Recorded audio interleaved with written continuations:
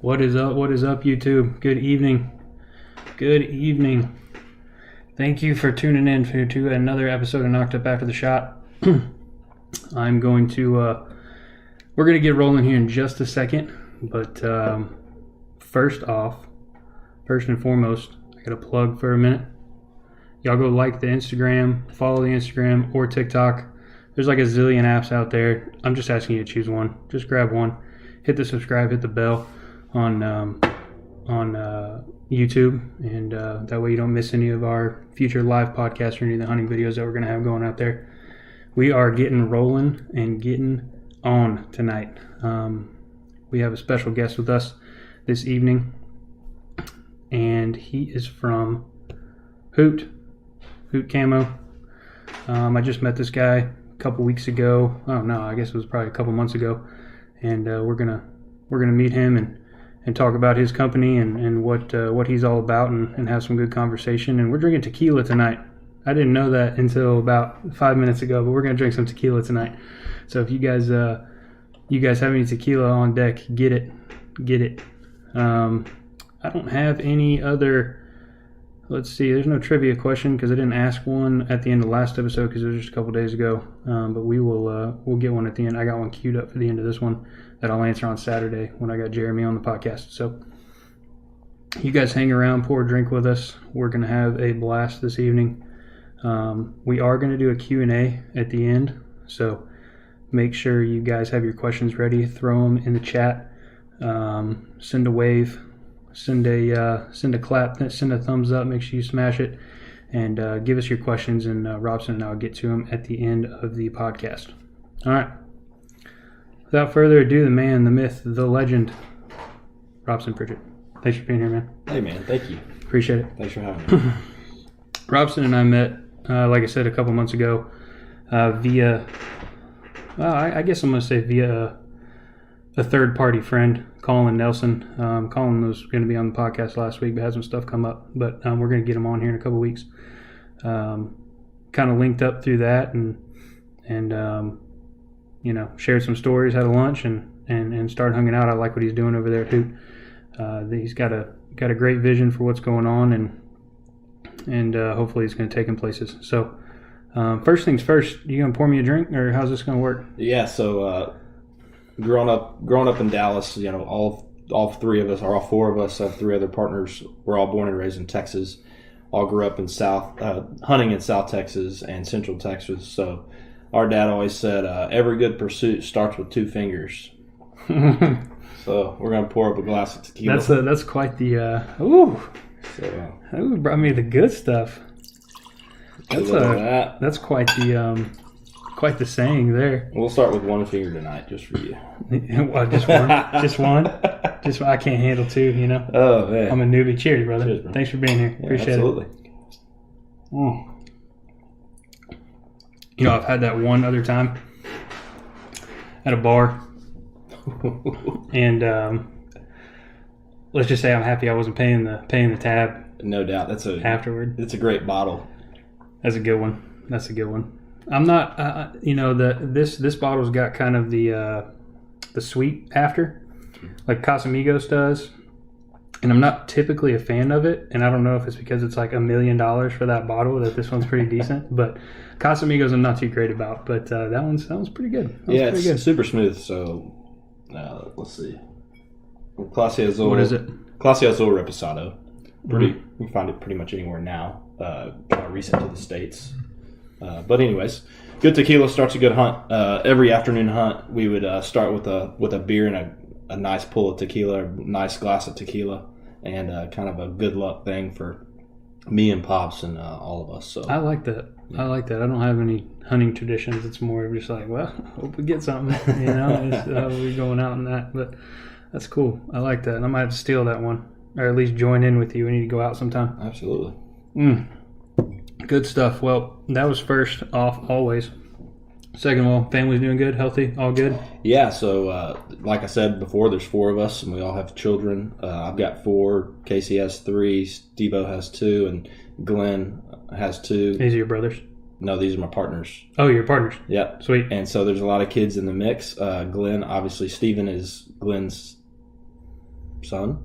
So anyways, father-son duo on the team, which is amazing. Cool. It's cool to see them kind of bond and kind of go through this together. Anyways, we'll get in the story here in a minute, but yeah, that's a little bit about us. Everybody's doing great. That's awesome. Yeah, we're trying to keep my little 4-month-old healthy, man. She just started. We just kind of talked about it before we came on air, but she started squealing. And she's starting to roll over, and I mean, it's only going to be a snapshot. I mean, you got kids, it's only going to be a snapshot of time before she's pulling on my whiskey shelf down. I got to baby-proof this bad boy and walking around here like she owns the place. So that's going to be fun. Absolutely. That's going to be fun. Well, cool deal. So I want to start off, I guess, by saying thank you, A, for being here, but B, you always got friends and family that are going to be behind you, and Knocked Up is relatively new to myself. I mean, we've been jacking around with it for a couple of years, me and a couple buddies, and it's one of those things that your friends are always like, oh, that's cool, you do. I'm sure you can relate to the story maybe a little bit, and your family's behind you wanting to do something that you really enjoy. But you were really the first person that besides a couple months ago, that after we had one conversation, you were like, yeah, man, let's partner up and do this thing. You enjoyed what I was doing, I enjoyed what you were doing, and it was kind of my first affirmation from the industry, because I would definitely consider yourself more established than myself. I'm trying to grow my brand, and you guys are well on your way of doing that. And so I want to say thanks for being behind me. It honors me to be able to rep the camo and represent the brand when I'm out there in the wild, if you will. So it's cool, man. I appreciate it. Yeah, absolutely. After our first chat, I knew who you are to the soul, man. You're hard on the sleeve, and I know you're into this, and we are too. To partner up with somebody close in Texas that's on a mission to do something kind of bigger in the hunting industry. We grew up around it, and I think it's time for the young guys to kind of step in and make their mark as well. So here we are, and yeah. Yeah, I mean, my whole thing with this deal is, I want to hunt. I'm a hunting brand. I like to feed my family with it and put stuff out there. But to be honest with you, at the end of the day, I want to have something to pass on to your kids and my kids and everybody else's kids, because if you're listening to this podcast, you guys know that the world is declining at a rapid rate in the nature and conservation world. And hunting is the number one proponent, I guess is the word I'm looking for, of conserving that nature world. Parks, hunting, national forests, pick one. And if we're not careful, we're not going to have anything to show our kids, when they grow up and want to have kids. I'm not going to have anything to show my grandkids, and I don't want that. So that's my whole deal with the thing. So yeah, I think it's important to be involved. Three of us are in the construction industry here in Dallas, and we're pretty involved in that industry. We go down to the Capitol during session, and we talk about issues that are facing our state. That's awesome. And so we're part of, I wouldn't say a lobby team, but we're part of a community that cares, that has a bit of a voice in Austin. And I think that's important, because if you're not involved in government, the government will be involved in you. No, 100%. And so I think it's important for hunters and outdoor enthusiasts to kind of do their part. Be involved, know what's going on with the lions, know what's going on with the wolves.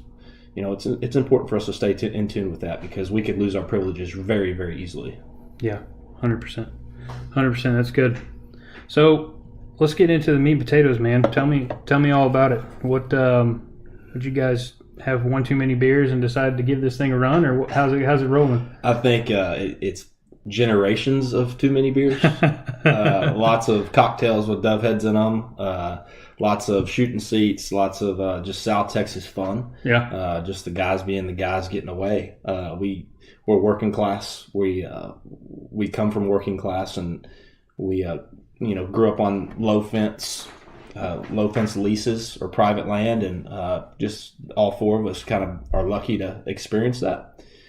So getting to the story of Hoot. So Glenn, a bit older than we are, the other three of us, but Glenn is one of my dad's really good buddies, one of my friends as well. And about 30 years they were quail hunting down in South Texas, and they couldn't find about half the birds that they were shooting. And so he had... Sounds about right. Yeah, so he said, screw all this digital camo. And that's kind of when all the digital rattlesnake was out. And, you know, Mossy Oak obviously was out. And he said, you know, screw all this. Let's just go back to nature. Let's make quail cover or something. Yeah. And he toyed around that idea for 20 years, pitched it to all his buddies. Some other guys in the industry had textiles made, but no one really bit. Being busy with his young kids, Steven and Anna, and he just never was able to push it. And about 10 years ago, maybe a little longer now, we were sitting around a campfire, deer camp. I'm in my early 20s, and he pitched me on it.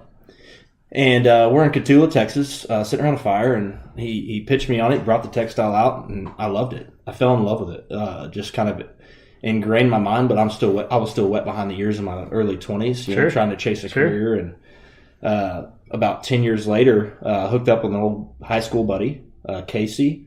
Actually, I hated his guts in high school, to be honest with you. Hey, we all have one of those. Yeah, I mean, it is what it is. We all have one of those. Yeah, I grew up playing soccer, competitive soccer. Actually went to college. Really? Both of us went to college. Casey and I played college soccer. And where'd you go? I went to St. Mary's University. St. Mary's? Yeah, Okay. Jess went to East Central in Oklahoma and played soccer. Oh, so cool. She can talk to you all about that. Y'all can have your own podcast about that. Oh, there you go. Yeah, That's cool. It was great. You know, it was an opportunity for me to get school paid for. Heck yeah. Casey as well. Man, if I could go back, I would do that in a heartbeat. Yeah, you know, hindsight's 20/20, but you know, about halfway through, I told Dad, I was like, "Dude, I'm done. I'm done with this. This is a job." He said, "Damn right, it's a job. Yeah, you're getting your school paid for. Get your ass on that field and go have some fun."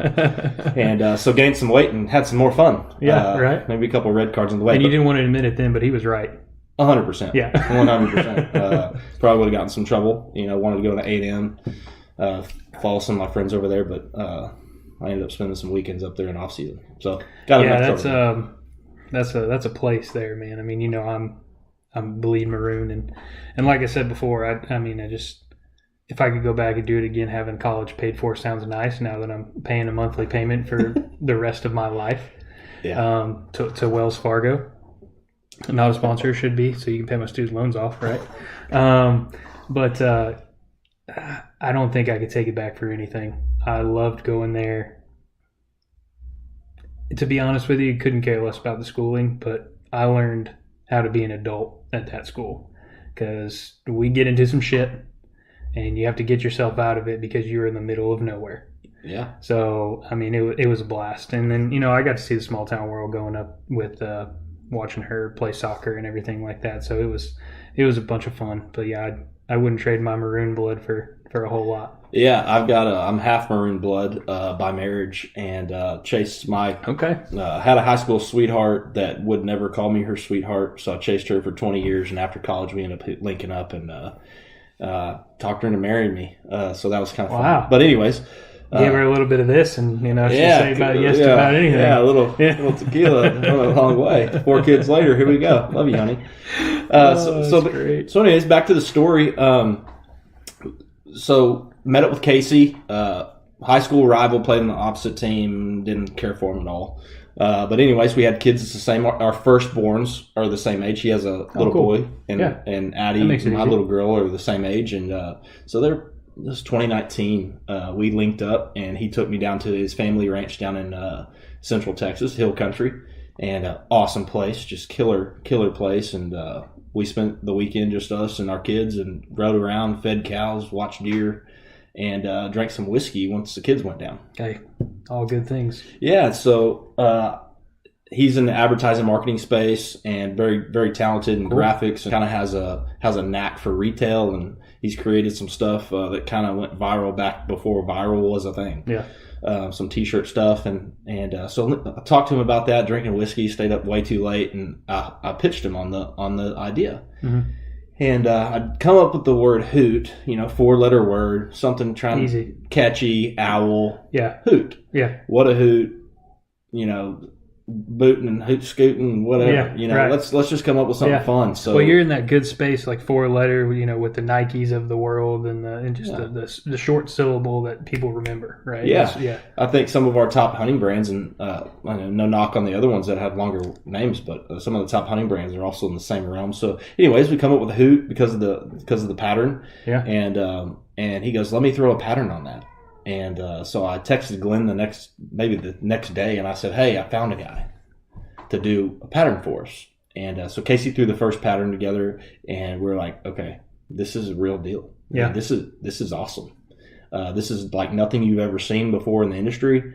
And it was a first for us, and we said, let's do it. Let's put some stuff let's do some prototypes. Yeah. Let's get something going. And so we did that for about a year and a half. And 2021, I was on a trip with my wife, went skiing up in Park City, and she said, what's your passion? And I said, raising kids and being a good husband, trying to be a good man. Yeah. And she goes, well, what about your passion? What's your passion? I said, well, I really love to hunt. I loved to hunt before we got married. Having all these kids, it's kind of, have a little bit of a setback on the hunting side. But I said, I really love hunting. I'd like to get back into it. She goes, well, why don't you pursue Hoot and let that be your avenue? Yeah. And I said, bingo. Yeah. And so, can I marry you again? Yeah, no doubt. That's when I get it. You married the right person. There's always signs. And jumped into it pretty full bore with Glenn and Casey. And then quickly, with Glenn raising Steve-O and Steve, he goes by Steven. I call him Steve-O. Yeah. Steve-O, we brought Steve-O in on the fold. He's a smart guy, man. He's a stud. And, he has as much passion as we do about it. So we brought him into the fold, and we've been 4 ever since. And we're on Generation 2 camo. So we've had our ups and downs, and we can get into that in a little bit. But all in all, the patterns all 100% comes from the owl. So the indigenous owls. Yeah. Yeah, words. They're hard. Tequila. Yeah, right. Yeah. So the indigenous owls in our area. So we pick 3, and we kind of come up with this awesome pattern that can blend, just using nature, right? Going back to God's creation, what's worked for millions of years. The owl is one of the most camouflaged predators in the wild. Sure. And so let's go back. If you ever hear an owl in the wild, you can probably count the times on your hands that you've seen them. So. Oh yeah. Yeah, so it's definitely under 5. Yeah, they're very elusive. They're night creatures, but they're very very camouflaged. So we were like, man, we got something here, and so we've done one show, did Hunters Extravaganza this year, Dallas, which is an interesting experience for us. We learned a ton, met some fantastic buddies. That actually one of our groups, Bayou Dragons, just got back. Yeah, I saw that. That's sick. Yeah, they got a great following. They're a cool group of guys. Yeah, we need to get down there and get some gators or something with those guys. Those are badass dudes. Yeah. But anyways, learned a lot. So we're in the learning phase. We're committed to it and committed to bringing the most badass camo to the market, and we'll get into the nuances in here in a bit. But we're excited to be here, and we're excited to be a part of the community. Yeah, that's great. Yeah, I wore that the Sky Tiger on the whitetail hunt that I went to in Arkansas, and I never wore anything pattern wise like that. Straight up, my whole hunting career was mossy oak breakup, just right back to the core. Mm-hmm. And then recently, over like the last year, kind of went into the Kuyu realm.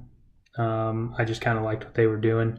And then, you entered my life and came along, and you were like, hey, man, throw this out and wear this. And, y'all call it Sky Tiger, right? I'm not butchering that. Yeah, Sky Tiger. Yep. Yeah, that's it's kind of the tan one.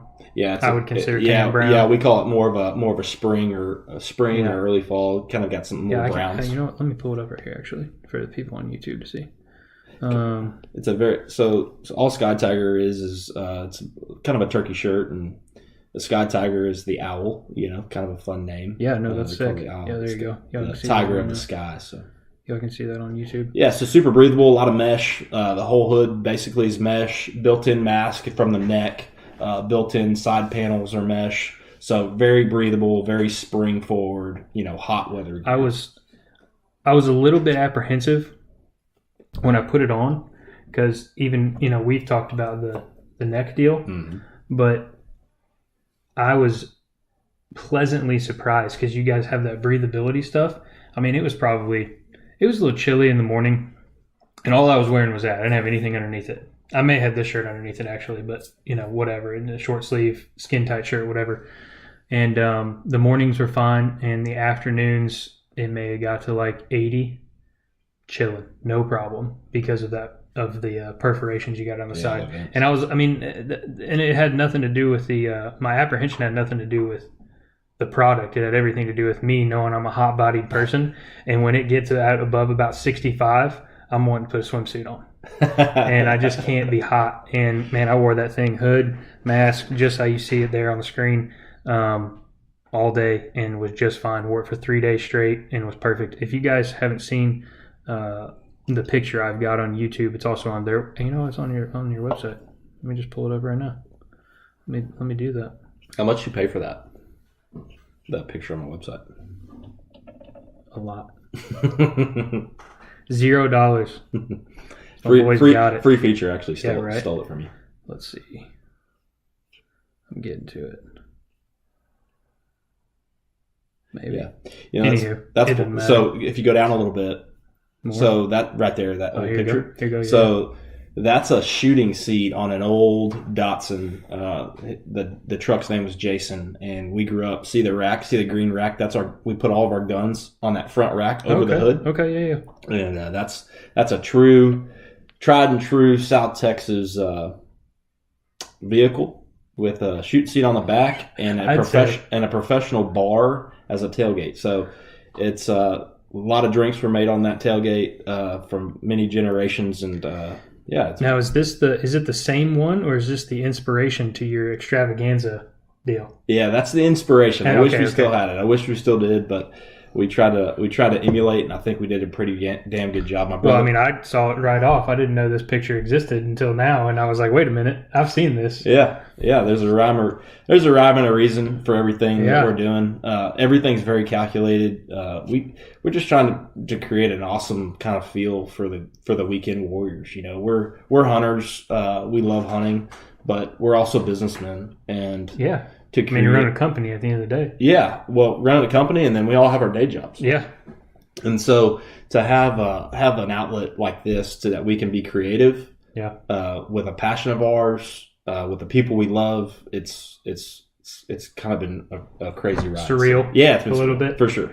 Yeah, no, I can attest to that. Doing this whole thing, starting off, and behind every good idea is a woman that lets you do it, right? And you were talking about your wife, and my wife is the same way. I quit my job a year and a half ago, and I was helping her a little bit, and I was like, you know what? I mean, this is what I want to do, and it's going to take some time. It has nothing to do with me putting something out there other than myself, and I got to get people to like me. And then there it goes, and she was like, all right, good luck. I love that. It is pretty cool to see that, but that's definitely how it runs. So tell me a little bit about the I'm going to pull this back up here. Tell me a little bit about the line. So where it started and where it's at now. Yeah, so we started with the backwoods pattern. The backwoods pattern, we tested it in Montana, Colorado. Yep. You can click that. This one? Yeah. So the backwoods pattern was number 1. 3 indigenous owls in the area.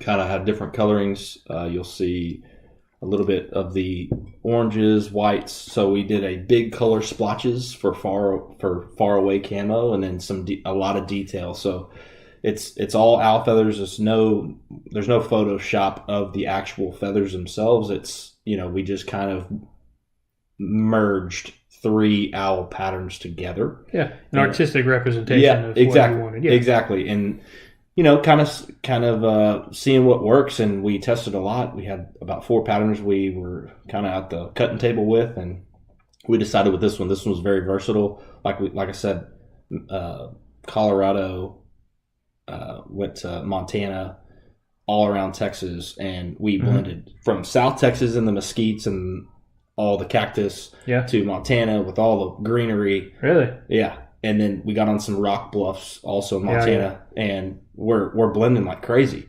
And it just shows you also in a tree line, in the shadows, it darkens up. But when you get into the light, it's very bright and brilliant. Pulls out some of these yellows, I'm going to say. Yeah, yellows and whites. Yellows, oranges, whites. Yeah.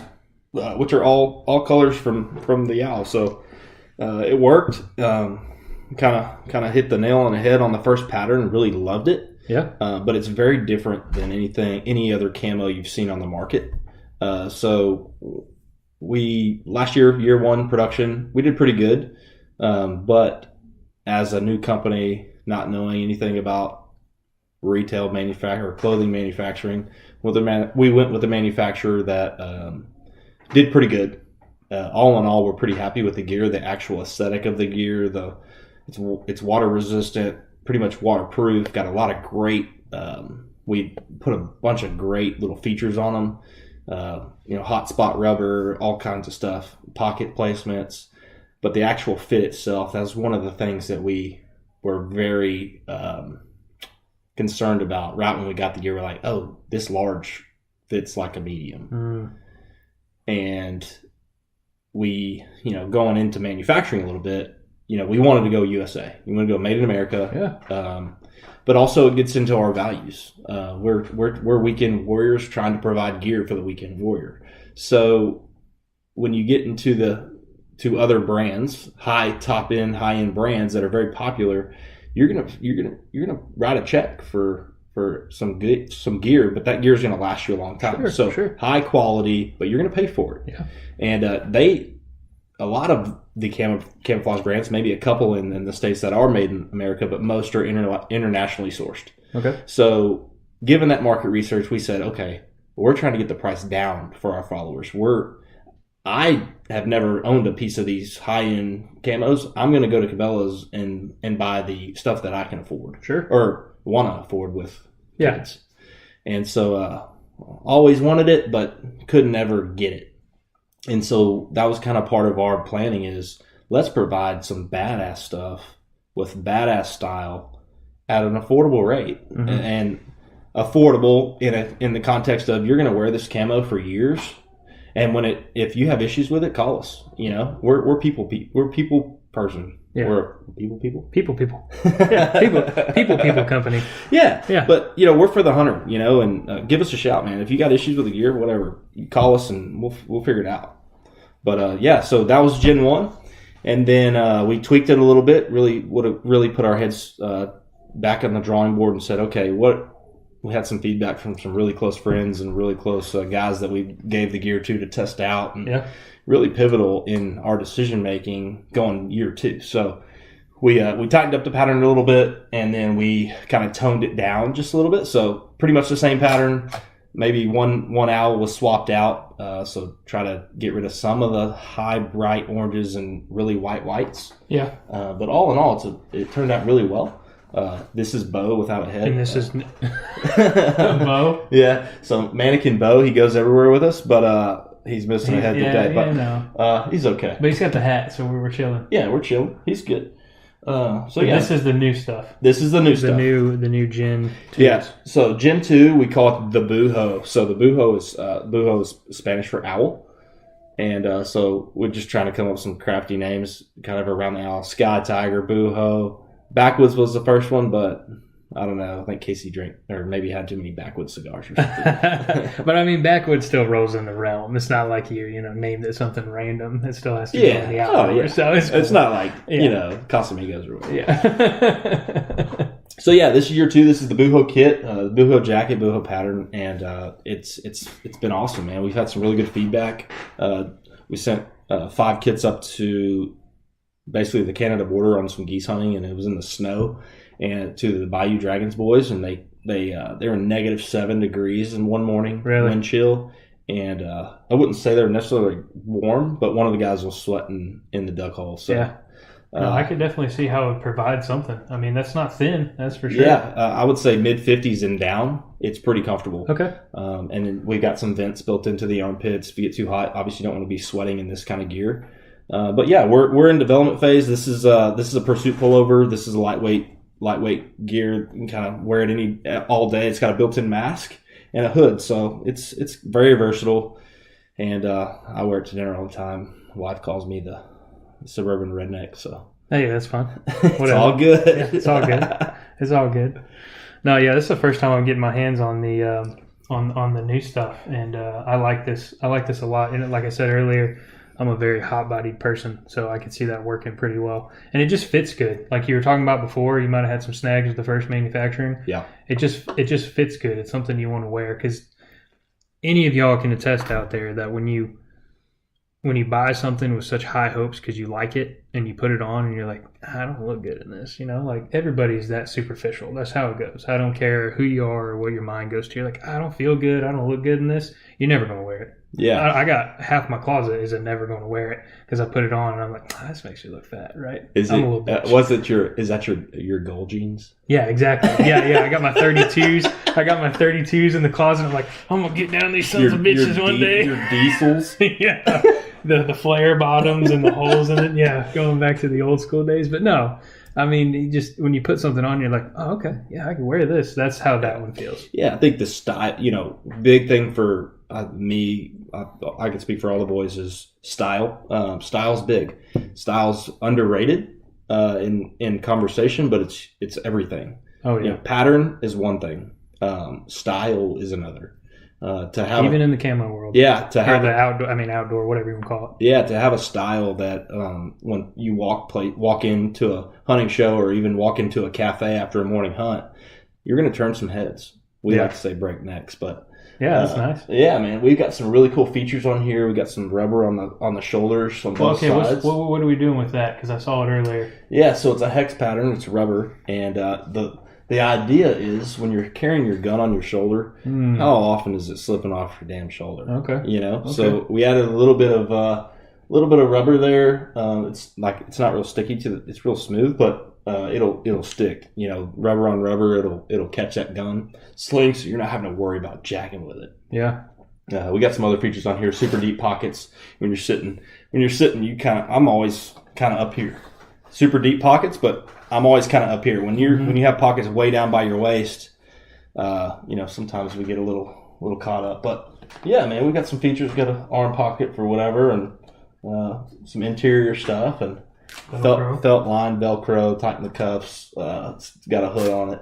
So we've really put a lot of effort into what's comfortable and what do we like in camo. Yeah, and if we like it, we were thinking guys just like us are needing this stuff. So yeah, I mean that's how every good idea starts. I mean that's why there are companies in the world, is because somebody liked something. That's right. There's whether you saw a market need or something like that, you liked it and you wanted to do it, so you made it, and other people ended up liking it, and that's been the response. Yeah, we've had a great response. It's been a little bit of a slow roll, but we haven't pushed it. We want to really be go to the market correct. And we've had a bunch of great conversations with guys in the industry. We're growing that network. Yeah. And just really trying to get a lot of feedback. Yeah. And whether it's through partnerships or even just, hey, go try this gear out and let me know. Just tear it apart. Yeah. And it's been a great ride so far. Like I said, about a year and a half in post-manufacturing. But we've been on it for a few years. I mean, that's pretty quick. Yeah. Let's be honest. I mean, in the whole spectrum of things, and hopefully you can continue to do this forever, a year and a half is a glimpse in your history that's going to be like, remember that year and a half? That was pretty shitty. And then we handled it, Yeah, I think the hardest part, I'll speak for all of us again, or maybe just me, but the hardest part is juggling it all, right? Because with our day jobs, that requires a certain level. We're all involved in extracurricular things with our job and in that network. I mean, hell, you got kids. It's extracurricular written all over it. On top of work itself. Yeah. We're very involved in our industries and just really trying to stay focused on continuing to check the boxes in the camo and then really trying to stay on fire. Yeah. And we have a lot of water coming at us, from different directions, kids, family, work, whatever. Yeah. So we've stayed on fire pretty well. And we're going to continue to do this thing. And the more people we meet, like you and like Bayou, all these boys and ladies, it really fires us up. Yeah. And it just it brings light, kind of what you said earlier. It kind of sheds some light on who the industry is as people. And that's who we want to be around. So, yeah, it's been an awesome ride so far. That's great. Yeah, you get a lot of people in I guess I'll say our industry. I can say that now. But our industry that, they just, they're going after a certain look, and they're not really after the, they're not after the well-being of the outdoors and wanting to hang out, and they just want to be. They have FOMO, right? They want to be a part of it, but they don't know why. And you get some people that like that, but I would have to say the majority of people that I've met in this new ride of mine, I would have to agree with you. They give a damn about what's going on, and they want to make a difference, and they just want to be outside and want to hunt, and that's what we like to do. So yeah, I think that's a perfect segue into who we are and what our beliefs are. I've kind of spoken about it a little bit. Let me pour a little bit more. Okay, I'm not gonna say no. Is that too heavy? It's not even 2 fingers, buddy. Told you I was taking it easy. Yeah, okay. Oh, I can hold my tequila. You ain't got to worry about that. Good. We'll have to go to the lease and test that campfire. Deal. So, yeah, our values, who we are and what we want to do is provide badass camo with badass style to badass people. That's pretty simple. But who's our target market? Yeah. Where are we entering the market? And like I said, alluded to before, is what is affordable? What is it affordable? What's that definition? We don't really know. We know what Mossy Oak costs and Realtree and all these guys and kind of the brands that have been bought up by those guys in an incredible effort, like Redhead and all these. I call it Bass Pro brands. That's a Redhead bow right there. Yeah. That's the first bow I ever had. And you see all these Mossy Oak patterns and all these different changes. And it's so creative. The retail space with licensing of camouflage is unbelievable. Really? It's massive. You could be a Mossy Oak, but then you're buying Redhead. You're really licensing patterns, and there's different nuances, and I don't know their whole structure. Sure, yeah. But sounds like a whole degree you have to understand it. Yeah, I don't have that degree. I don't have that degree by any means, but it's interesting to learn about and really try to figure out how to place ourselves in that category. We have a pretty cool pattern and multiple patterns. So versatility, I think, is a big key factor for us, and one of our values is versatility. Sure. So being able to change this pattern to whatever indigenous owls in your area would be an ultimate goal. So that's cool. Regionally, there's 7 major regions in the U.S. I may be wrong there. I don't really know. Yeah, but I know where your head's at. Yes. Yeah. Whatever that is, we can tweak and we can change this pattern based on that and color and the colorways of those owls. Yeah. And so that's kind of I'd say it's cheating, but well, I mean, and it honestly didn't sound like it'd be that much work based on what you said earlier about. I mean, you guys were sitting in a mesquite and then up on a ridgeline in Montana. I mean, hell, those are 2 vastly different areas. And you're blending in pretty good. So, I mean, color tweaks here and there. You're not having to reinvent the wheel here, right? Right. Yeah, that's absolutely right. That's the cool thing about the pattern. And also being versatile in who can wear our gear. Yeah. So, fit. Yeah. Fit is major. Fit is massive for us. And we're exploring some different creative ways to get bigger guys or smaller guys into our gear. Yeah. Whether that be on the JC, he's talking about you. I know you're watching. JC is one of our.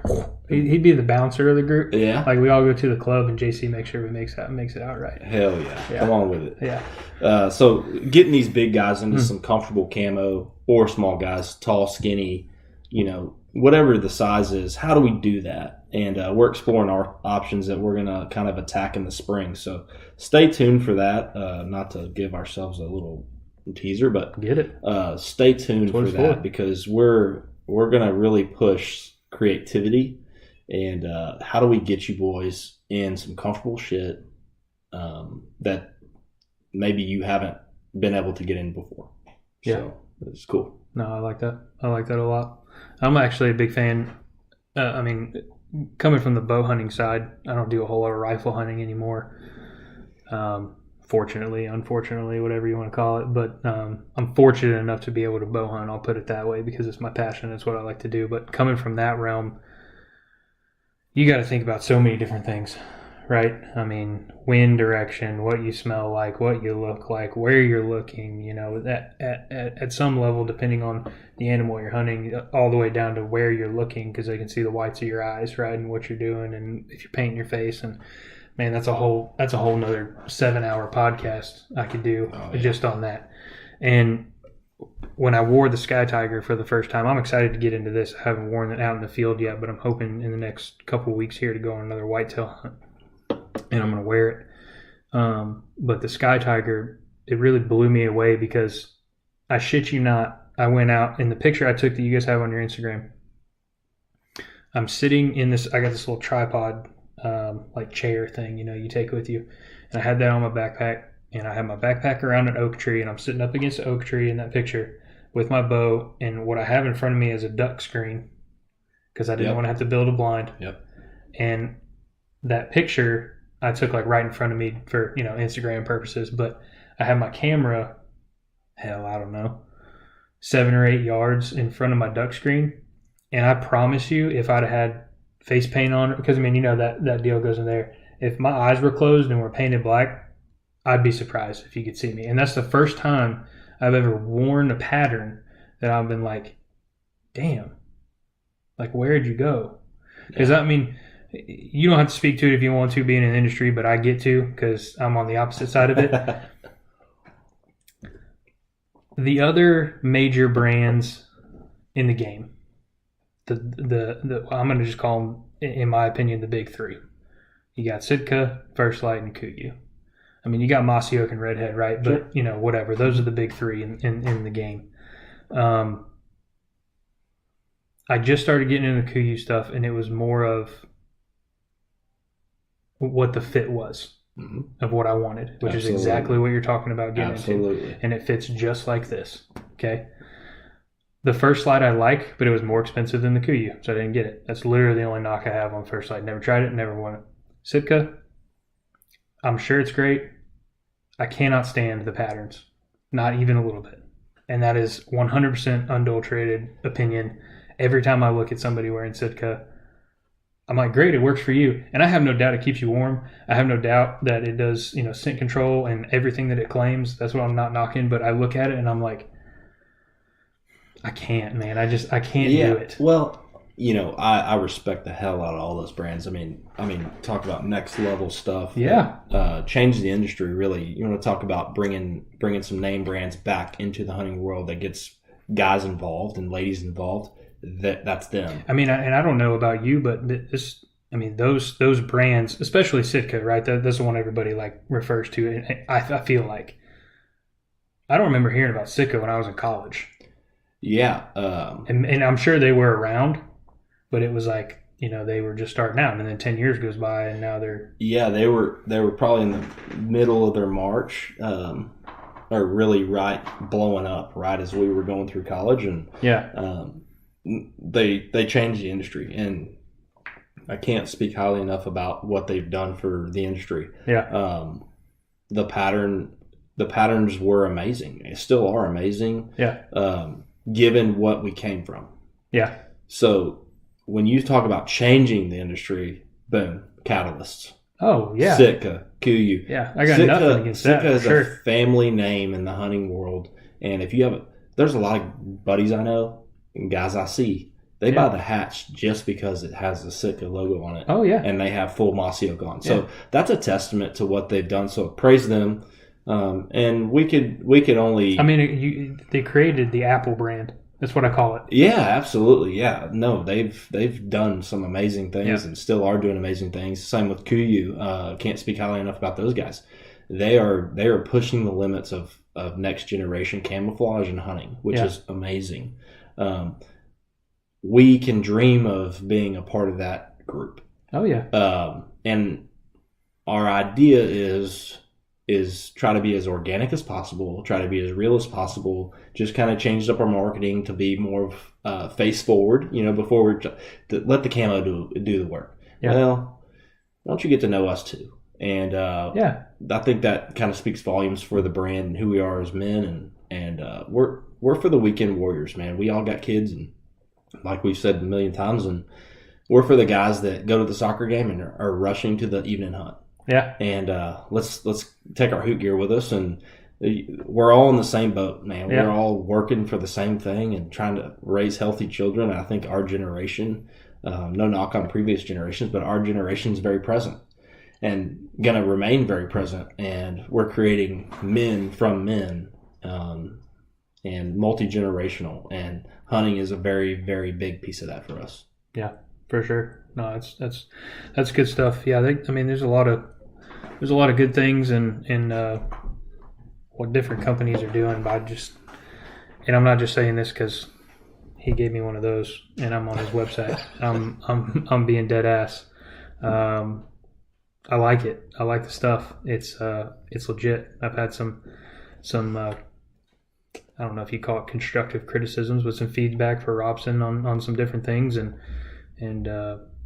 felt like your voice was heard, or my voice was heard. Let me say it that way. Sure. And I think it's progressing in a great way, and I'm excited to see where you guys are going, because where it's at now is pretty sick, and I'm excited to get out there. I want to really tack onto that. Constructive criticism to us is a blessing. We're very blessed to be in the position we are in Texas and have the friends we do, and constructive criticism is everything for us. Yeah. That's how we become better. It's not a knock on our hard work or any of that. It's not personal, but we're trying to make camo for the people have to talk to us. And hopefully that range grows, and we're excited to just be a part of this, man. Like any network you get into a professional setting, any network, it's pretty small industry. Yeah, and we saw that in our first show.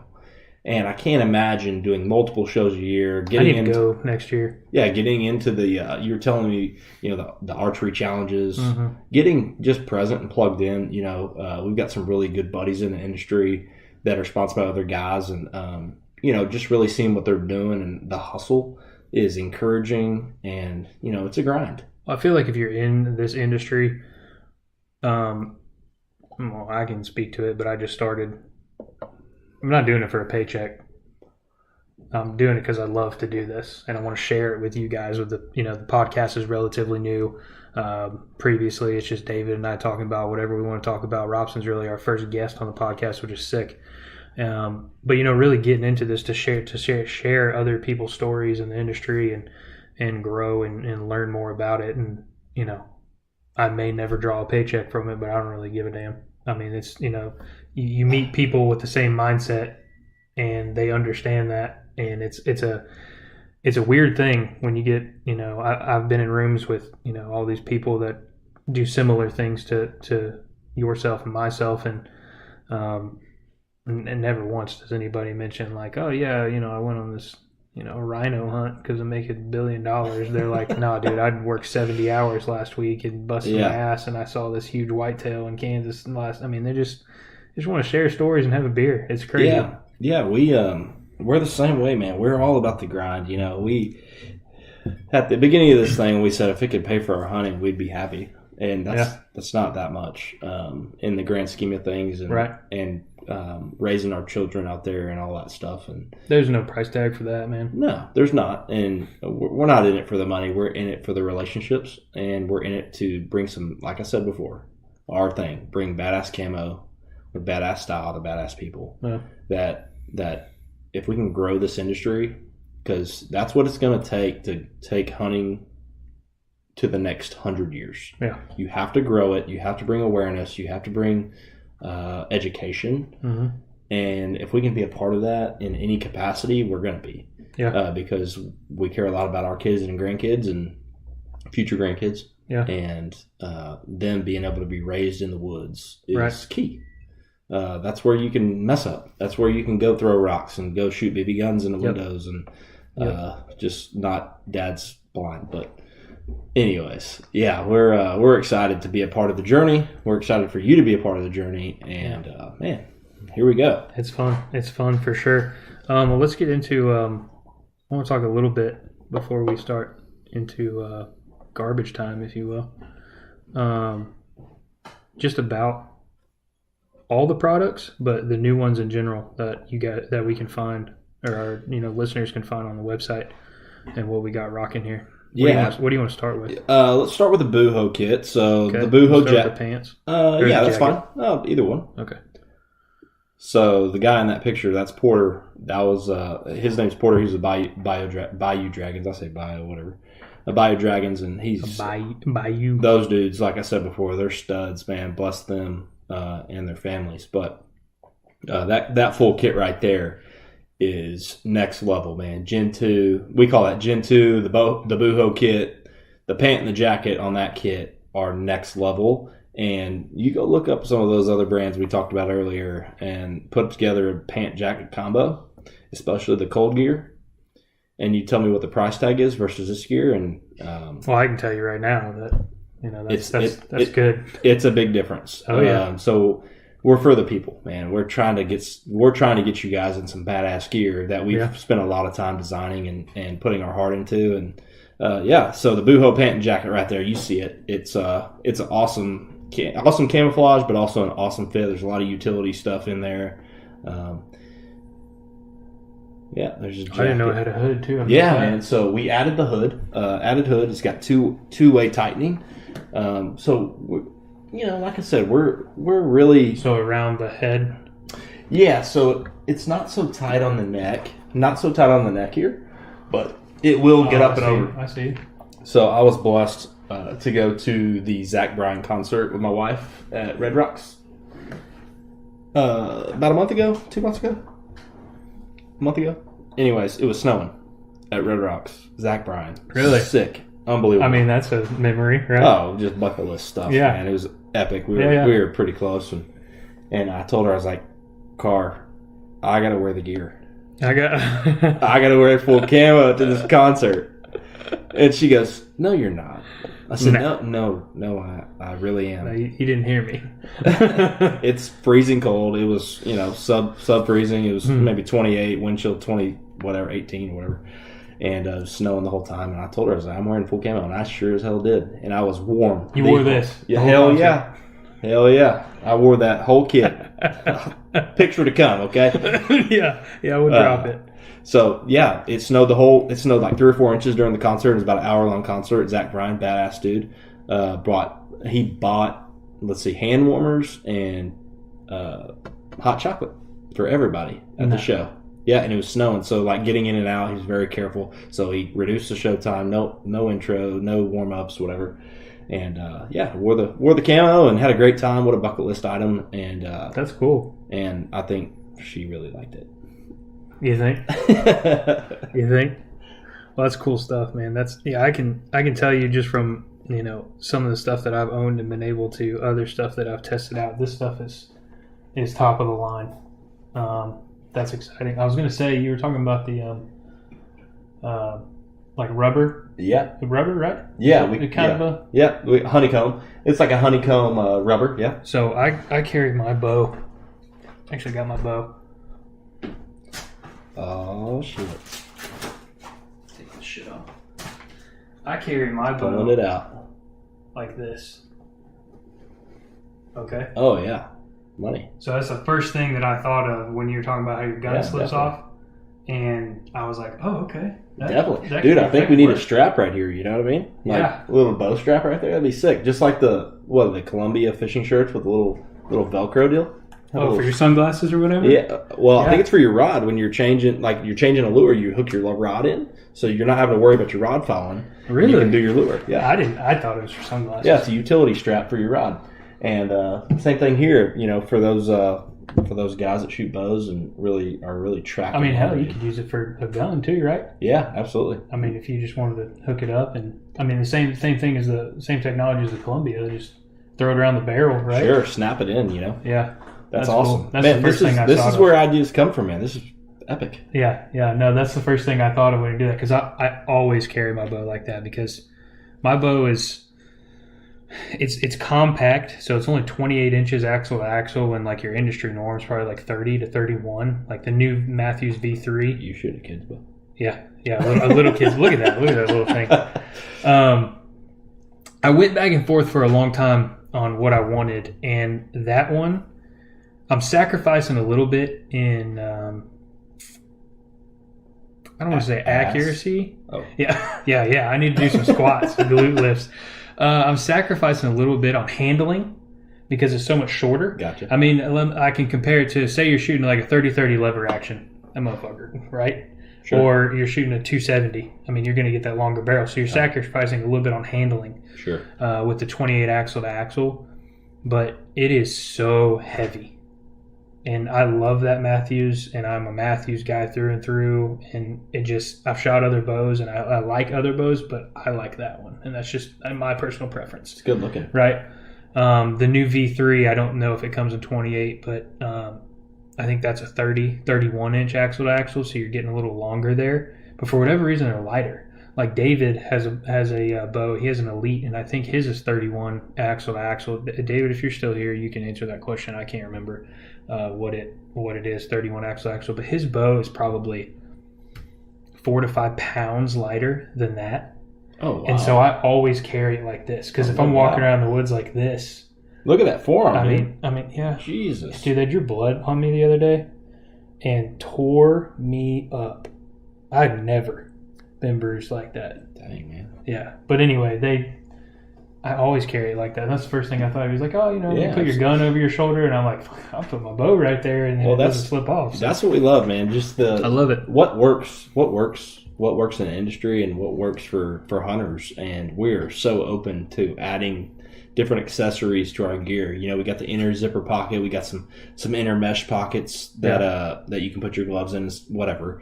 That, you know, if it falls out, you know, you're not really gonna, you know, call mom about it. But yeah, man, we got some really cool features to it. But man, this is the Booho kit, and we put a lot of time and effort into it to bring the best, most versatile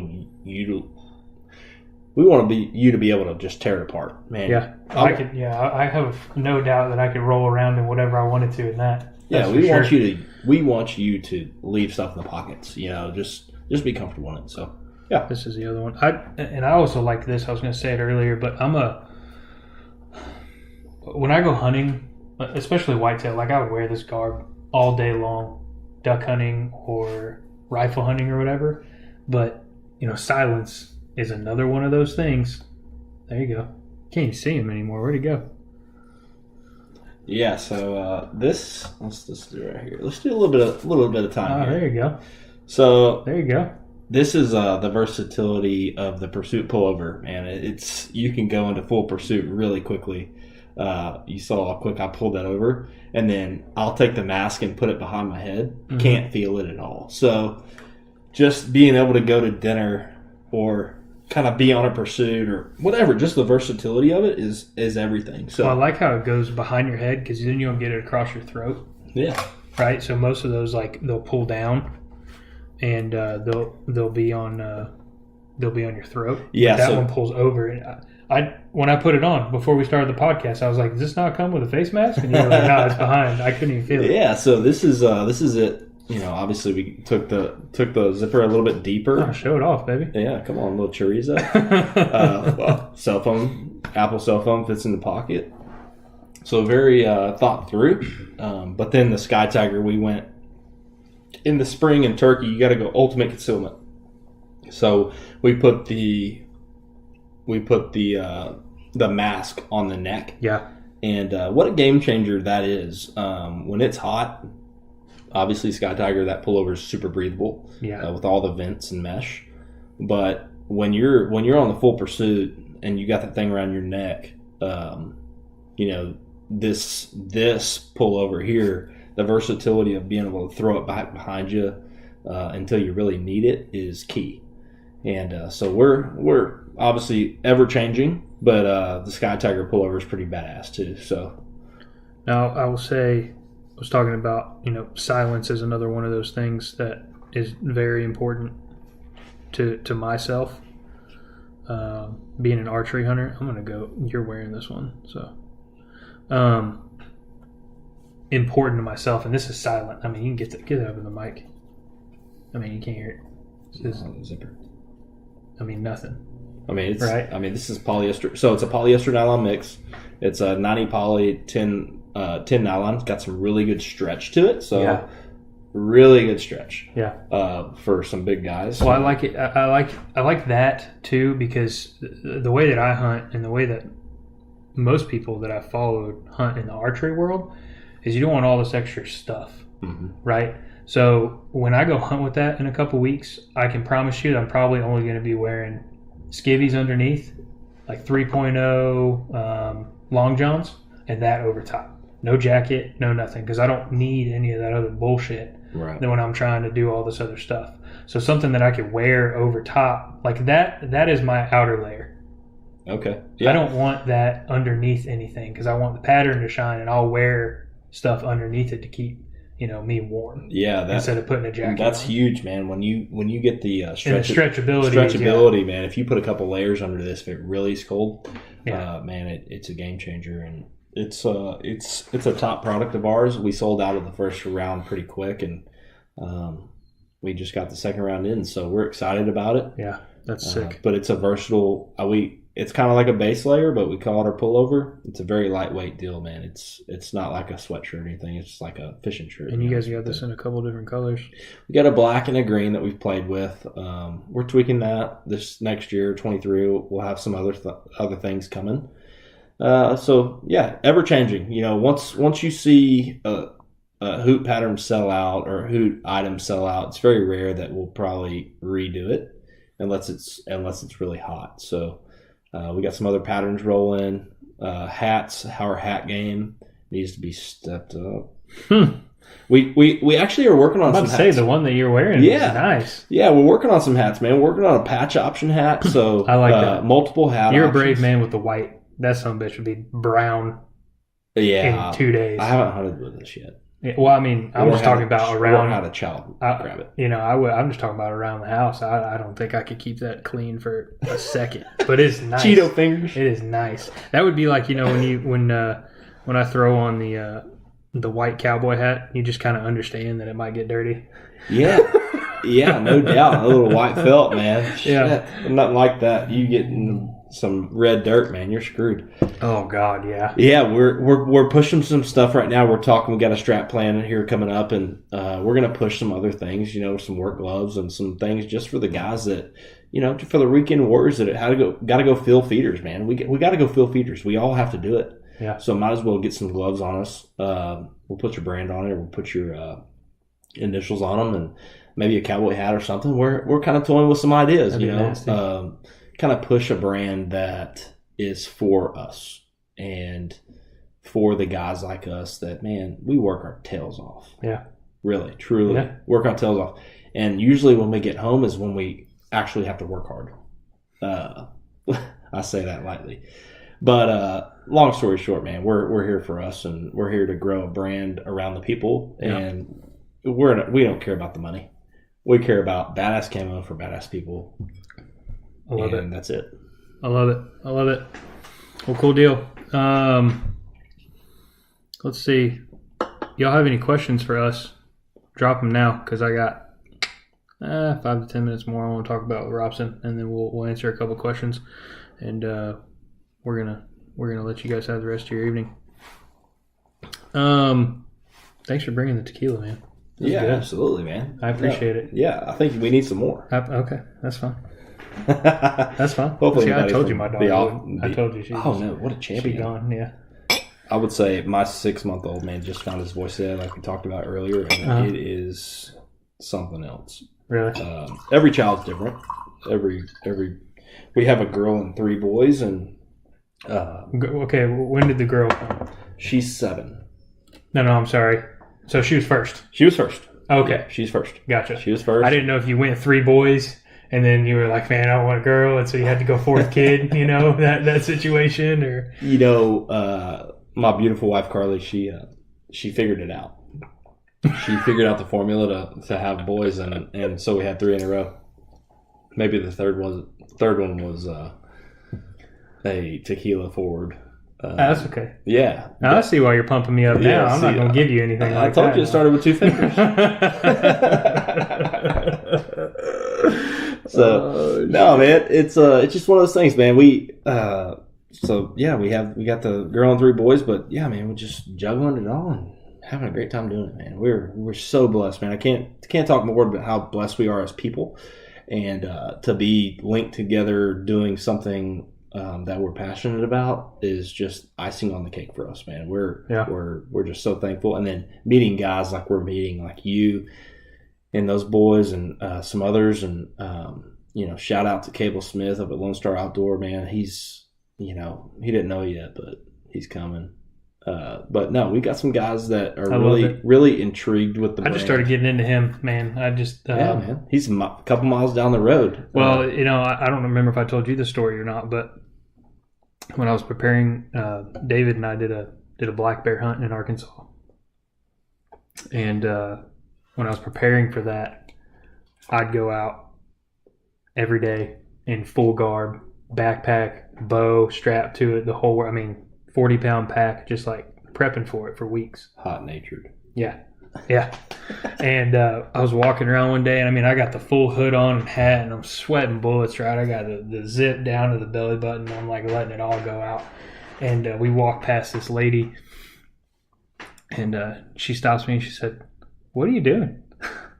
And I was like, "Oh, I'm preparing for a black bear hunt, and I'm trying to get used to the heat and everything like that, because it was not cool yet. We went in the beginning of September in Arkansas, and it was hotter than you believe." I love that. And she was like, "Oh, that's cool. Good luck to you. You should check out my brother-in-law, Lone Star Outdoor Show." And I was like, "All right, like whatever." Like I'm like 4 miles in. I'm like mid-workout, right? And I'm like, "Sure, lady, I'll check it out. Whatever." Yeah. BP's at 160. Come on, yeah. Okay. I'm he must work out. I'm mid-stride. And later, it may have been a couple days or later that night, I can't remember what it was, like showering upstairs.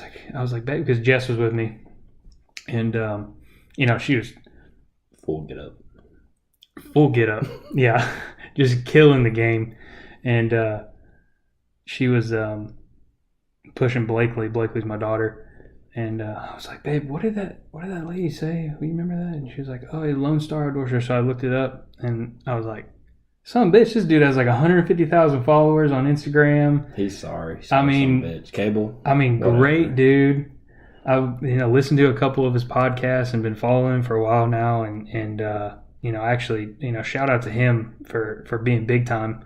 And I sent him a message. I was like, hey, I ran into your sister-in-law. I'd love to link up sometime and have a beer. And he's like, yeah, man, hit me up. Very down to earth. So I haven't met him in person, but the first impression was great. He seems like a great guy. Going back to conservation. Sorry, I can't speak. Tequila. Conservation is a very big thing. And as we've jumped into this, he's been the first one to step up. I feel like half of his posts are about that. Yeah, his podcasts are talking about that. You want to talk about standing up for the hunters? Yeah, standing up for the industry. A lot of people don't see it until it's too late. Yeah, and so making it a priority to share that, and there's a risk associated with that. Oh, for sure. And I think that's a testament to who he is. I play indoor soccer with him, and cool. Yeah, we played for a few years together, and yeah, talk about grit. Grit is kind of what gets us through. Yeah. And grit through whatever you're doing. It's not going to be easy all the time. Yeah. Just like what we're going through with manufacturing or with whatever. Small potatoes in the grand scheme of things. Sure. But when it comes to the longevity of the industry and hunting, who's the guy that steps up, that puts his neck on the line, that's willing to say, this is bullshit? Yeah. And on the same token, calling out organizations that say they do that don't. Yeah. Which is, we don't have to get into it, but I think it's an important thing to talk about. Yeah. And there are fronts in this industry that have a very big following that maybe do not support the best interest of us as hunters. Yeah. And us, the freedom of hunting in the conservation realm. Yeah. Right. And I think that's huge. And I think us being present and bringing our best foot forward and knowledge forward. And hey, if we don't do this, what happens? Yeah. If we do this, what happens? Yeah. And at least weigh the options and have a conversation about it. Have the conversation. Yeah. And not having the conversation is I think a huge problem with screw talking about conservation in the outdoor world. Life in general right now. Yeah. Have the conversation. Yeah. We ain't going to get into all that. But, open your mouth and talk to somebody about it and understand other ideas and then draw your conclusion. Don't think you know everything right off the bat. Yeah, I think there's some scientific research. Obviously, science is a big thing, and what is right and what is fact and what is opinion. Yeah, and what is likely and what is unlikely. What are the stats? Statistics are big in conservation world, and are we reading the right stats to make an educated decision for our future? And what's the impact of that decision? Yep. So leaning on Cable a lot to really lobby. He spoke down in Austin and really just pushing and being involved in that and being kind of intimate with that is a challenge for all of us as hunters. Even if you're just a weekend warrior, like you have a voice, man. There's millions of us. There's 1 million hunting licenses sold in Texas. Yep. And we have a voice. Yeah. So let's speak the hell up. Let's show the hell up. And let's be a part of it. Yeah. Because your kids may not be able to do the same things we did as kids. Right. And that's a problem. That's big to us. Yeah. And I can't wait for the future. That's sick. Big shout out to him. I'm just now kind of getting into the groupies, if you will, and he'll probably never see this, but I hope we do get to have a beer one day. I'd love to talk your ear off about all sorts of stuff. That'd be awesome. He'll be over here in March. Yeah. let's get it. No, shout out to him. Shout out to his sponsors, man. He's a talented dude. Been in the industry for 20 years, Cable, you old bastard. So yeah, but talk about the grind. You know, met with a lot of great guys. But yeah, the grind, and we're in it now. Yeah. So welcome to the grind. Yeah, I'm all about the grind. Been trying to it. The only part of the grind that I don't enjoy right now is after we're done, I get to go edit this and then post it. That's why we don't have a podcast. So if there is, well, I mean that goes all the way to the YouTube channel and all the videos. I mean, we go out and I think I waded through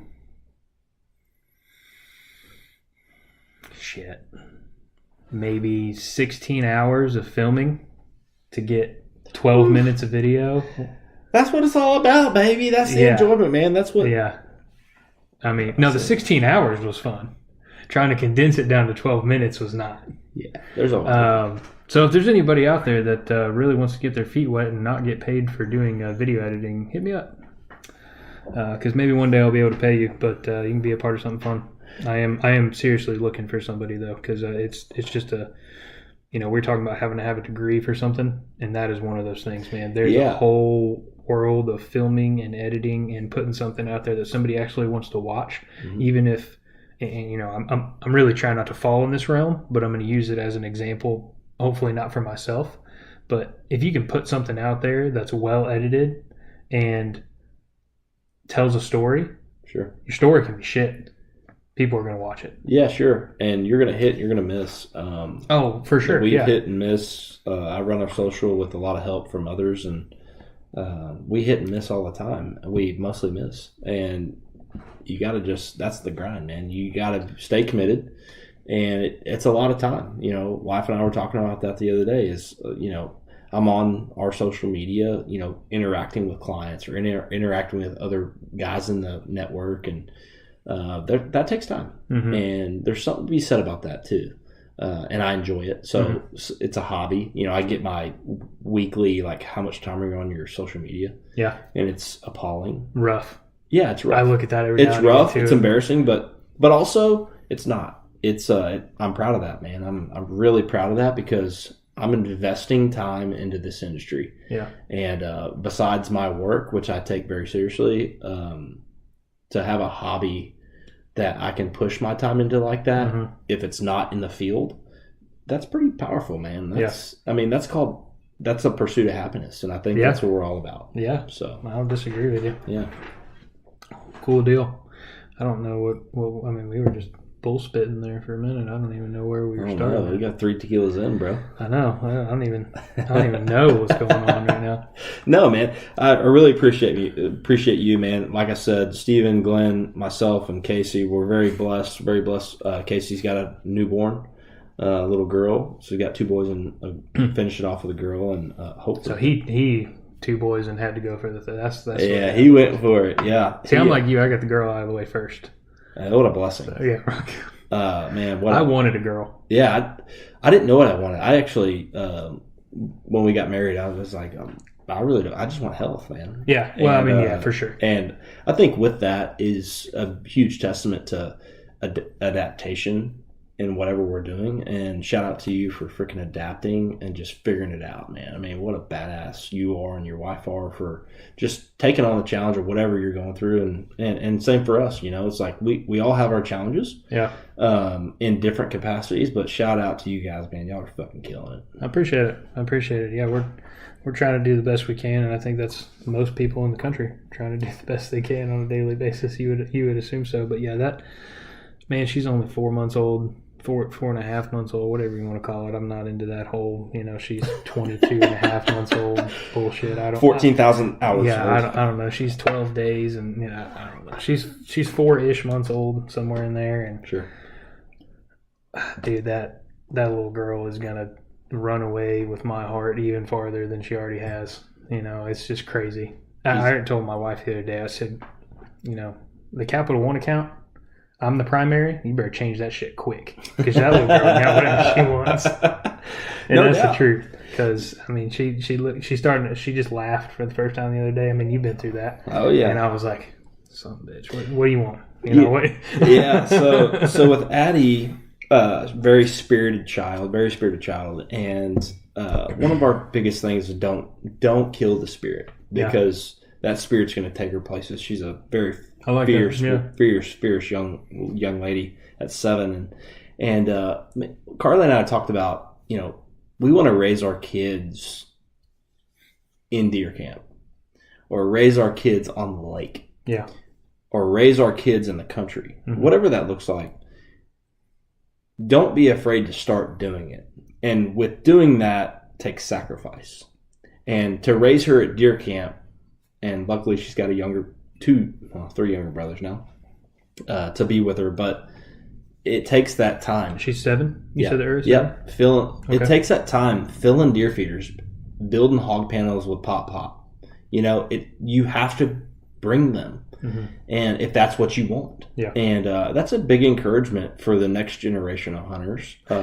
It's not always convenient for bow hunters, and I get that. Or I took my 2-year-old on a hunt, his first hunt. It was freezing cold. Actually, it was decent, but we spent the night in the tent with my dad, and freezing cold, froze our asses off. Yeah. We were in this XL sleeping bag, me and the 3 oldest. It was brutal. But that's a memory that I will definitely remember for the rest of my life. For various reasons. Yeah. My dad will definitely remember that. And hopefully the kids will too. And they'll say, Pop and Daddy took us out when, I was 7, Topper was 4, and Porter was 2. Yeah. And we froze our ass off, but we were comfortable in this sleeping bag. So that's just one of the stories, man. The one of the memories I've got of my late grandfather, he took me out camping one time, and we're on the back of his Harley, and got the tent strapped to the back of the Harley. Went out there with a tent and a dream, right? We ain't doing shit. And we go out, and he's got this little like Hello Kitty style fishing pole. I was young, right? So whatever. Hello Kitty style fishing pole, and we got some worms, and tried to catch some fish, and man, I had to be definitely younger than your daughter, 5 or something like that. Sure. Ate more hot dogs than I can remember. A dozen of them, and we're just sitting there just sick and everything. But that's one of the things I'll never forget. Ever. And we didn't do anything. That's right. But we were out and doing something. You did do something. Yeah, right. But you tried to catch fish. Yeah, well, that's most of the time when I'm fishing is I'm trying to catch fish, and I'm failing at catching fish, man. That is not part of my repertoire that I do very well. But yeah. Before we get off, I want to talk about a little bit about our fishing gear. So yeah, go for it. So with the weekend warrior kind of mentality of, we're going to go to soccer games, we're going to be present as fathers, and then we're going to do our damnedest to get our kids or go hunting. And with that, in the off season, there's we say there's avid hunters and there's average hunters. And I would say we're average hunters. We like to be called avid hunters, but we're not going to Colorado every year chasing elk. Sure. As much as I'd love to. Yeah. It's just not in the cards right now. Yeah. And I think part of that is, what do we transition to? Yes, we're going to go fill feeders. We're going to go chase some turkeys. We're going to go do some things. But also, getting onto your local pond or getting onto the local lake and being a conservationist of fish and catching fish and being a steward to what that industry is, which is a totally separate network. Mm-hmm. It's kind of something that we're interested in. It's crazy how I'm gonna jump in, but it's crazy how the two worlds are often put together but are not connected. Very vastly different, as we've learned. But we sponsor the Prosper Texas fishing team. Mm-hmm. In what capacity? I think I'd like to do more, but there's a lot of youth fishing that is really blowing up, which is encouraging. It's great. Yeah, it's fantastic, because here in Texas we have a ton of lakes, ton of ponds, and they got to be fished, man. They got to be fished. Fish have to be taken out of these lakes. Yeah. But there's some record fish this year. So I would encourage, our hunters, whether you fish or not, or like to do that, and go wet a line, man. Yeah. And buy a damn shirt too. Yeah, right. Yeah, plug the gear. It's the same thing, man. We got the camo, but it's the same one as these, right? Well, it's kind of a fishing shirt, so it's more of it's a hooded, but no pocket. It's a very lightweight deal, but we got it gray and black, and we got some solids too. And we're just pushing something for the weekend warrior, man. Look good on watching your kid's soccer game, and then go freaking wet a line next door at the local pond. Don't be afraid of that. Man, I used to be so into it. In a way, fishing is kind of what got me into hunting. To be truthful, it was, I don't know, 5 or 6 years ago now. I guess I was really into hunting, because I've always been into hunting since 12 or 13. But, man, it used to be on my garage ceiling a dozen rods, lightweight, light heavyweight, midweight, mm-hmm. surf rods, different lines, 20-pound test, 30-pound test. Elsa, Spider-Man. Yeah, Elsa. Yeah, right. You got Hello Kitty, Elsa, Spider, right next door. Just in case you want to catch some little crappie. Gotta have it. And had to be half a dozen tackle boxes worth of all sorts of stuff, and we were out all the time. And for whatever reason, I've kind of gotten away from that. And I think it's largely because that sumbitch in the corner over there takes up a lot of my time. Yeah. My bow, and it's just a different world. But yeah, I have definitely respect for fishing. It's funny, I don't really have the patience for fishing, but I'm a hunter. Yeah, it's interesting when you can see your target in front of you and you can make a decision versus not seeing the target and never different. being able to make a decision. It's rough. Yeah, it's opposite game. And I think for the fishing side of it, it's more so you're always trying, right? So on the hunting side of it, I could sit all day with a bow or an arrow in the quiver and never knock it up because I don't see anything, or I see something I can't make a pursuit on. So there's never an opportunity. If I go fishing, I casted 1,246 times and didn't get a fucking bite. It's different. There's a different line of patience there. Yeah, there is. So shout out to anybody that does that all the time. Because I can't. I enjoy fishing. Sometimes, a couple times a year, I'll go out and I'll get some striper for the freezer, or go out and grab some crappie. But redfish, the main ones that people like to go fish. But I'm far away from grabbing a bass boat anytime soon and wanting to throw out for largemouth every day. Those are a different breed of people. Yeah, I would agree with that. But man, what a testament to the outdoors, and what a testament to working hard, man. Grit. Some of the fishermen I know have the most grit I've ever seen in my life. You talking about throwing lures, going through 2 packs of lures in a day per lure. Yeah, it's like, man, these guys are hustling. My father-in-law actually was on tour for a little bit, bass fish. Nice. And he used to talk about it, all the time.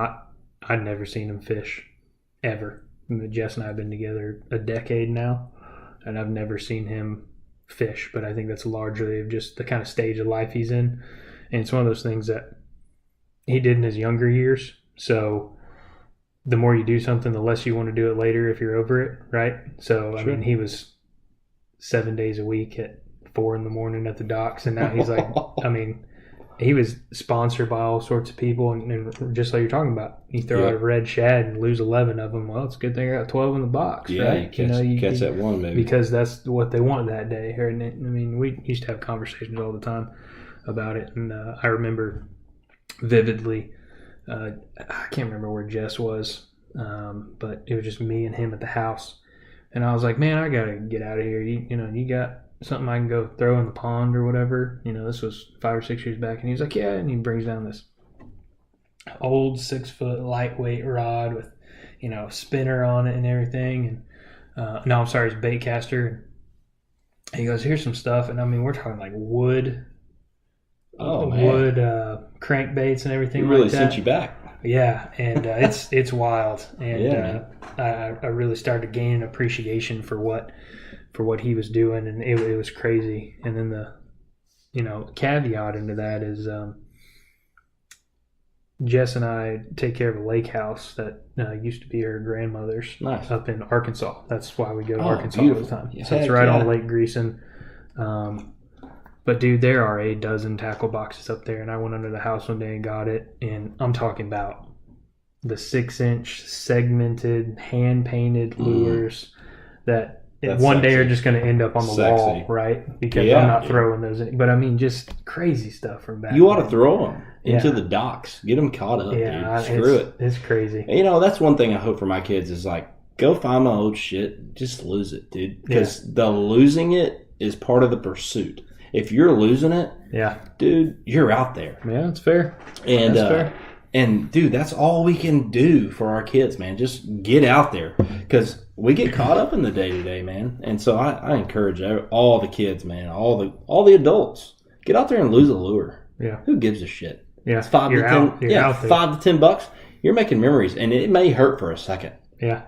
Go drink you a beer after that. Yeah, it hurts more if you're using braided line, because then it doesn't break. Make sure you use a mono so that way you can pop it, right? Yeah, we grew up in Lakes local, man. We always monoed it, and it worked out. But all these I bought some braided line for Cabo this past 2 years ago, and I regretted that. I used braided up in Arkansas for the striper because the water is like 220. It's a natural. At the dock, it's like 50 foot deep. Oh man. Yeah, it's wild, but I mean, God knows what's down there. Old boats and dead bodies, and who knows? It's different from Texas, man. We grew up trying to catch stuff off of Christmas trees, but there's it's funny because there's actually a point at the lake house. It's kind of a peninsula, and the water was so low this year that our dock was sitting on the rocks, like rough low. Yeah. It's been and a tough year you look over to the right hand side, and there's half a dozen 5-gallon buckets of concrete with tree, like just sticks. People just Christmas trees, man. Yeah. We grew up doing that, man. Yeah. We grew up doing that in Cedar Creek when it was nothing. And that's awesome. That's awesome. Heck That's so fun. Cop some gear, man. We're pushing the fishing line just for the weekend warriors, man. We're trying to just be supportive and also create gear for us, man. We wear the shit out of this stuff, man. I hate to say it, but wife probably wants me out of the Hoot gear more than I wear it. But anyways, it's comfortable. Oh hell yeah! So I look good. Yeah, it hides the dad bods. Yeah. Camouflages. It camouflages the dad bod. Comments. Let's go. Let's read a couple comments, and then we're gonna wrap it up and go to bed. Heck yeah! Let's see what we got here. Carly had us on something. Tequila. Jenna's one of our good friends, and tequila is not kind to her. Oh, we'll just put it that way. We have a good time with tequila. Okay, she's not scared of it. No. Okay. Gen 2 is a complete game changer from Mitch. You know Mitch? Yeah. I haven't worn it yet, but I have to agree with you. Yeah, it's pretty sick. Carly, there you go. The best looking camo around. First compliment in 7 years. It only took being on some random guy's podcast for her to give you a the compliment. Aggie stuff behind it. Yeah, gig 'em, right? Yeah. Yeah, I told him he could cover it up because, that's what we're talking about. Well, lean on Bo. That's a statement. We got both stadiums, old and new. I mean, he did it up right. Did it up right for you, Carly. Got some great whiskey back here. Next time on this podcast, we're drinking some bourbon. Heck yeah. Colin, two faces for radio if I'd ever see him. You know what, buddy? Here's the deal. You don't have to watch it. It's on Spotify, too. You can go listen to it. So. No, Colin. See, Nelly, we need you on here, man. We need some BHA. We need some alignment. I think let's push for some alignment. I think there's been the shit going on in the Texas legislation that we need to really push as hunters to align and have the conversation. I know at Hunters Extravaganza we had some conversations. I know definitely Cable had some conversations about what it is, what it means, man. Because a lot of guys don't understand what the full magnitude of these bills mean. And what does it do to us as hunters? And let's have that conversation, man. Let's have it around a tequila or whiskey or beer or whatever. And let's hash it out because we're all different. But also, we all want to do what's best for hunting. So, man, I encourage us to do that. Yeah, we're going to have Colin was supposed to be on a few days ago. This last weekend and had some stuff come up, which is completely understandable. So he's going to be on here pretty quick, and we're going to talk about that for sure. And then last but not least, my wife is watching us from downstairs in the bedroom because she's a supporter, so I got to shout her out a little bit. Bingo, she's ready. Your boy Casey, I'm assuming Casey Gaffney. Yeah. Team Hoot. Heck yeah. Yeah, Casey's a pivotal piece in our organization, man. He's our design, he's our vision. As far as our camo goes, and obviously we have a big input in all that, but he is the guy that I said, let's do this. And Glenn, shout out to Glenn. Glenn's the idea man. He came up with this 30 years of pitching this. And we finally bid on it. And we're blessed to have the team we have.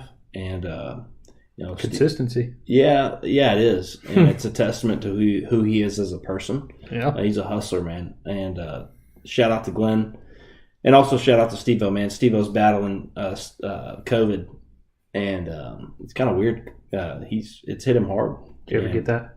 I've had it a couple times, and just a little fever one day. But anyway, Steve-O's had it a few times, and he got it, and he said it was tough. And I had it, once only, fortunately, and I hope I never have it again. I was in bed for 2 weeks. Oh, wow. Like bed rest for 2 weeks. Shit. Yeah, man. I got strep at the same time. I couldn't talk for like 3 days. I was texting my wife, like telling her I couldn't speak. Like I had a virtual with my doctor, and I was texting my wife. And she was answering for me on the virtual about what I needed. It was so bad. And I was in bed, and I lost 30 pounds. No shit. Yeah, COVID's a real thing, man. But it's kind of one of those things, man. It's all about who you want to be and who you are, and let's just take it one day at a time, man. It's the flu, and man, prayers for Steve-O, man. He's going to get better. Yeah, I hope you get better, man. I haven't met you, but from what I hear we'll get the group guy, together. We'll get the group together. We'll have some campfire conversations next time. We'll have him over on our podcast whenever that happens. So. We're excited. Yeah, I can use the setup. Get some more mics in here. Yeah, so I would encourage the campfire conversations, man. We say a lot of our brand is around that, man. It's around the campfire conversations. It's about having a beer, having a cocktail. Every good idea starts with a beer. Yeah. I mean, just like you say, 2 fingers.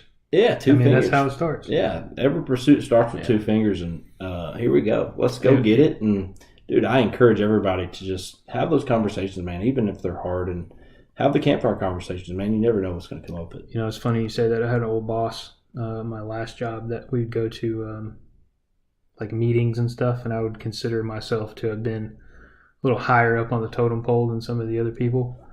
Fortunately, I took a liking to it, and I felt like I was pretty damn good at my job, and my boss noticed that, at least in the early years. And, we would go to these meetings, have all the people together, and then we'd leave and crack open a beer, and he goes, all right, now let's do some work.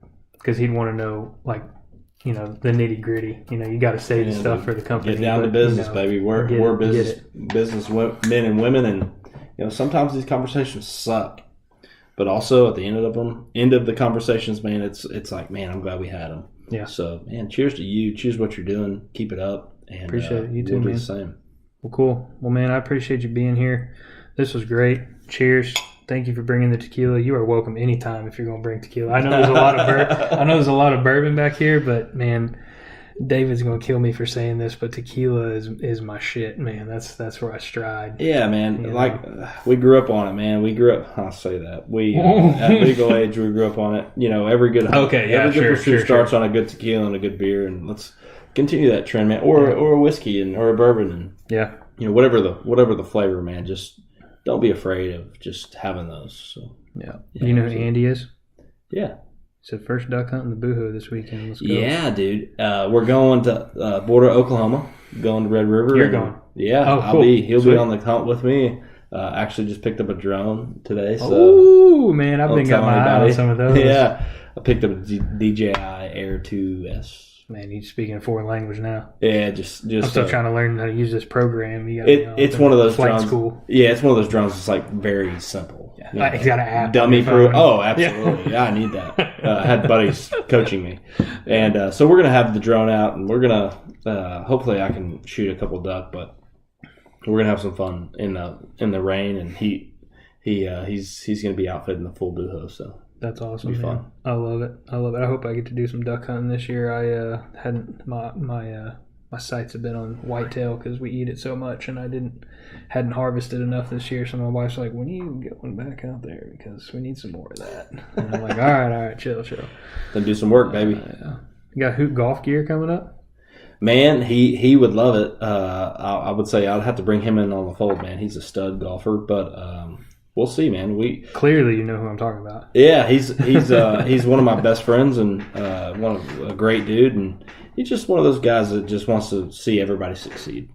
And I think that's a testament to who your friends are. And if your friends aren't in your corner, man, I don't know what else to say. Yeah, I have a few of those that it means a lot to me to have support from family and friends. Well, it's I was literally about to say that, trying to wrap up.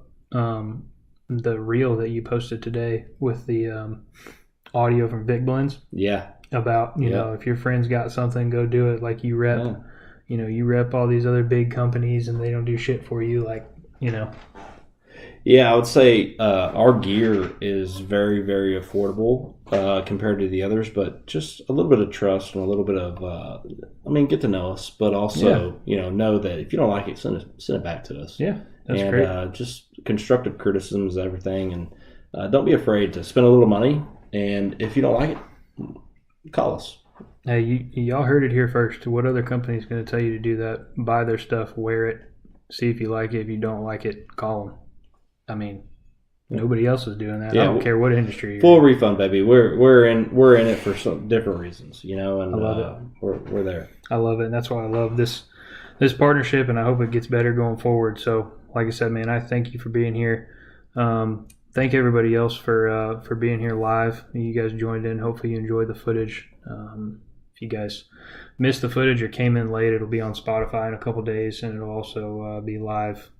Well, as soon as I click stop streaming down there on YouTube, you can watch it whenever you want, because I'm not going back to edit the live stream. It's just for Spotify. But thanks for being here, man. You guys go follow his journey at Hunt Hoot. It'll be in the description. You guys follow me if you guys want to see any more stuff, and make sure you head over to hunthoot.com and get some of the gear.